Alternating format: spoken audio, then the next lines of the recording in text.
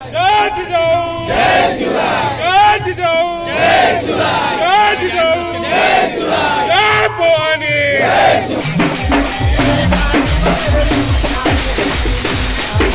छत्रपति शिवाजी महाराज की गौरव गाथा को पूरे देश में, पूरे विश्व में फैलाने को लेकर एक शोभा यात्रा निकाली गई है नासिक से, जो कि जगन्नाथपुरी होते हुए वापसी में रायपुर के पास जो अभनपुर है वहाँ पर मातंगी माता के शक्तिपीठ पहुंची हुई है। यहाँ पर यहाँ के जो पीठाधीश्वर है जो महाराज, उनसे हम बात करते जानते हैं क्या कुछ बात है। महाराज आपका स्वागत है हमारे चैनल में जी। ये शोभा यात्रा के बारे में बताएंगे। देखिए, ये जो शोभा यात्रा है नासिक से जगन्नाथपुरी तक गई और जगन्नाथपुरी से अभी वापसी में माँ मातंगी दिव्यधाम बिरेजर तहसील कुरुद जिला धमतरी आई है और ये आज रथ पहुंचा है और हम सभी जीजाम ग्रामवासी एवं समस्त धमतरी जिला वासियों के लिए गौरव का विषय है, समस्त छत्तीसगढ़ वासियों के लिए भी गौरव का विषय है कि आज छत्रपति शिवाजी महाराज जी का रथ यहाँ पहुँचा है। इस रथ का उद्देश्य यह है कि छत्रपति शिवाजी महाराज जी का जो हिंदवी स्वराज्य का जो सपना था, उनके जो उद्देश्य थे, उनकी जो नीति थी, उसको हर सनातनी जागे और अपने अंदर संजोए, जिससे वो सनातन धर्म की रक्षा के लिए सदैव जो है प्रेरित रहेगा तन मन धन से। जहाँ छत्रपति शिवाजी महाराज जी की बात आती है वहाँ मावड़ों का उल्लेख होता है और मावड़े मतलब अपने रक्त की आहुति दे देते थे, अपने प्राणों की आहुति दे देते थे सिर्फ इस एक भगवे ध्वज के लिए। इस भगवे ध्वज से बड़ा हमारे लिए कुछ नहीं है। कितने मावड़ों ने, कितने सनातनियों ने इस भगवे ध्वज की शान के लिए अपना रक्त बहाया है और आज इस भगवे ध्वज का सम्मान करने का हमें सौभाग्य मिला। अगर छत्रपति शिवाजी महाराज को हम देखते हैं तो साथ में ये भगवा मतलब छत्रपति शिवाजी महाराज, छत्रपति शिवाजी महाराज मतलब भगवा।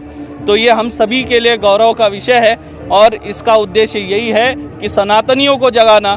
जो इस छत्तीसगढ़ में जो धर्मांतरण हो रहा है तेजी से, उस धर्मांतरण की रीढ़ की हड्डी तोड़ना है और उसके लिए माँ मातंगी दिव्यधाम निरंतर प्रयास कर रहा है। और आज छत्रपति शिवाजी महाराज जी का रथ भी आ गया है और मेरे जीवन के प्रेरणा स्रोत भी वो है। मैं उन्हीं को अपना प्रेरणा स्रोत मानता हूँ। जब भी जीवन में कभी संकट का समय आता है, कोई दुविधा में जब मैं उलझ जाता हूँ, तब मैं छत्रपति शिवाजी महाराज जी को याद करता हूँ और तब मुझे साहस मिलता है उस क्षण से, उस दुविधा से बाहर निकलने का।